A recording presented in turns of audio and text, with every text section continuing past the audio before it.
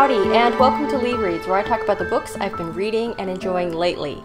Or in this case, the books that I will be reading soon, because I wanted to share some of the advanced reading copies, eARCs, that I have been approved to read from Netgalley. They are books that are coming out from September through December of 2024. Some of these were on my anticipated reads list, and some of these I just thought sounded interesting as I was browsing the website.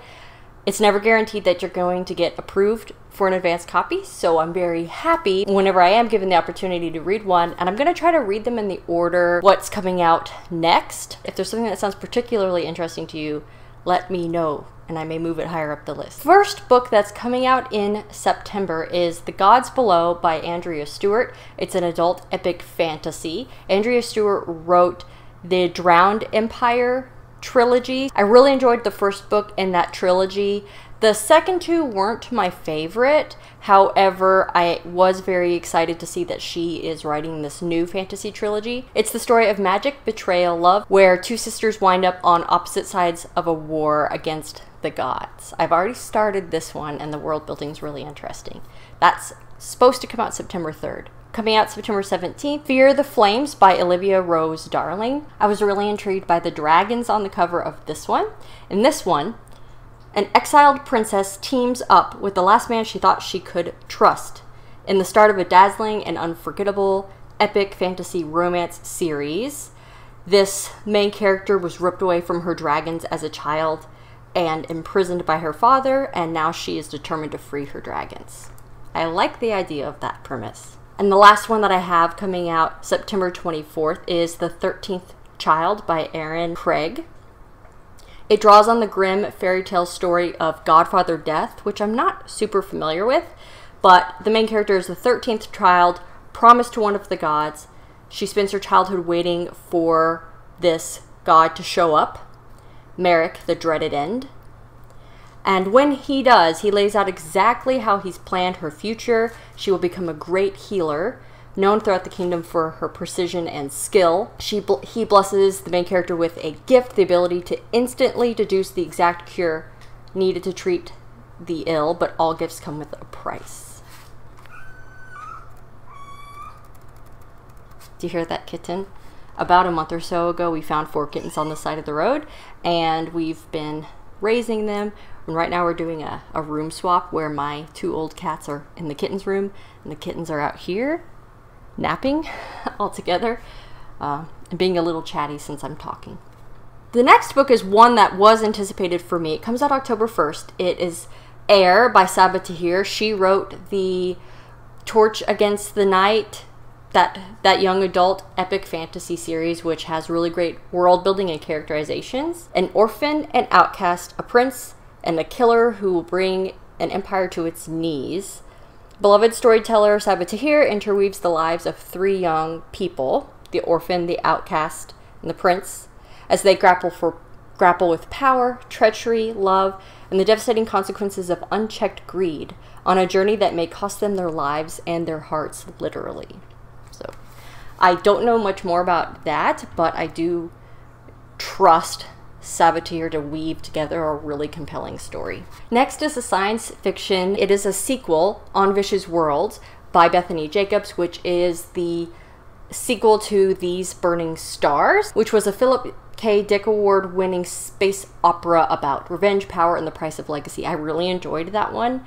It has some twisty, morally gray characters in it. So The Burning Stars is a dangerous cat and mouse quest for revenge, an empire that spans star systems built on the bones of genocide, a carefully hidden secret that could collapse the world, hunted by 3 women with secrets of their own. All collide in this twisty, explosive space opera debut, perfect for readers of Arcadia Martine and Cameron Hurley. So this is the sequel to that book, which is a really, really interesting space opera. It's very thinky. On October 15th, we have another Romantasy, Sorcery and Small Magics by Mega Ducey.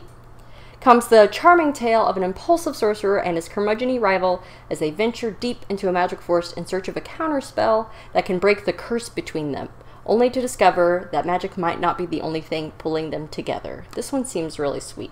October 22nd, The Scholar and the Last Fairy Door by H.G. Perry. I've not read other books by H.G. Perry. I'm pretty sure I haven't. It's a magical tale full of secret scholarship, fairy curses, and the deadliest spells of all, the ones that friends cast on each other. This one, I'm going to read a little bit more of the synopsis because I think it really gives you a good idea why this one sounds compelling. So all they needed to break the world was a door, and someone opened it. In Camford, 1920, gilded and glittering, England's secret magical academy is no place for Clover, a commoner with neither connections nor magical blood. She tells herself she has fought her way there, only to find a cure for her brother Matthew, one of the few survivors of a fairy attack on the battlefields of World War I, which left the doors to fairy country sealed, the study of its magic banned, and its victims cursed. But when Clover catches the eye of Golden Boy Alden Lennox Fontaine and his friends, doors that were previously closed to her are flung wide open, and she soon finds herself enmeshed in the seductive world of the country's magical aristocrats. The summer she spends in Alden's orbit leaves a fateful mark.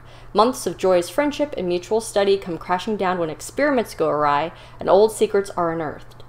And this is the really interesting part. Years later, when the fairy seals break, Clover knows it's because of what they did, and she knows that she must seek the help of people she once called friends and now doesn't quite know what to call, if there's any hope of saving the world as they know it. So this one sounds a lot deeper to me, maybe a little bit dark.